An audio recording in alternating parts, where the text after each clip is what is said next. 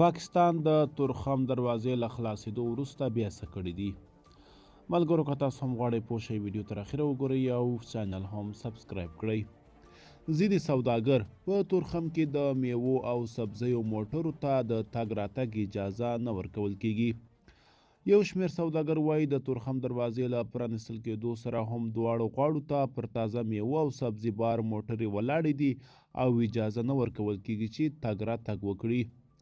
که څه هم پرون د طالبانو حکومت خبر ورکړ چې تورخم دروازه د هر ډول تګ راتګ پر وړاندې خلاصه شوې ده، خو اوس یو شمېر افغان سوداګر وایي بار وړونکو موټرو ته لا هم اجازه نه ده ورکول شوې.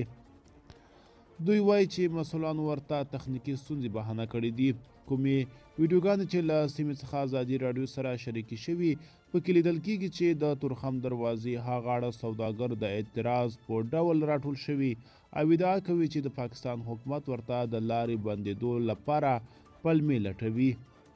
د زورخان په نوم د تازه میوو یو سوداګر چې موټر یې بار ولاړ دی د شنبې د ورځې په سهار ازادي راډیو ته په رالیږلي ویډیو کې وویل سکینر زه تاسو ته قسم خورم چې دویمه تر دریم ایټم نه ښیي، دا هم یو ډرامه ده. سکینر صرف د پیسو لپاره یې بهانه جوړه کړې ده. اول زه درته وایم چې 500 وي بیا یې زر کړې اوس 1.5 اخلي. دا مالونه خراب شول که نه قسم دی که دا لار موږ نه 20 ورځو کې دوی خلاصه کړه تر څو یې موږ ته تاوان نه وي راکړی. دغه سوداګر وایي پرته له سکینره هم کیدلی شي پر کرښه موټر وکتل شي او اجازه ورکړل شي.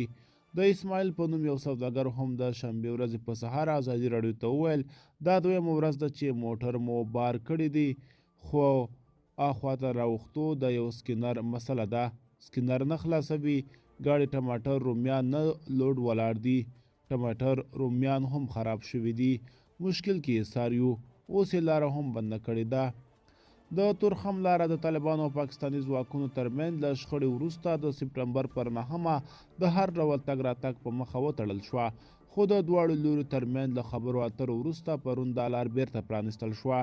په ننګرهار کې د طالبانو د حکومت ولایتي ادارې پرون د ننګرهار د رسنیو دفتر په واتساپ ګروپ کې دغه دروازې د خلاصون خبر خپور کړ او ویې لیکل تورخم دروازه نن سهار 8 بجې د هر ډول تګ راتګ پر مخ خلاصه شوه.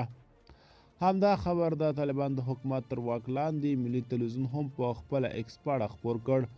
د طالبان حکومت د سوداګرۍ وزارت ویان عبدالسلام جواد په دې اړه د ازادي راډیو پوښتنې ځواب نه کړې.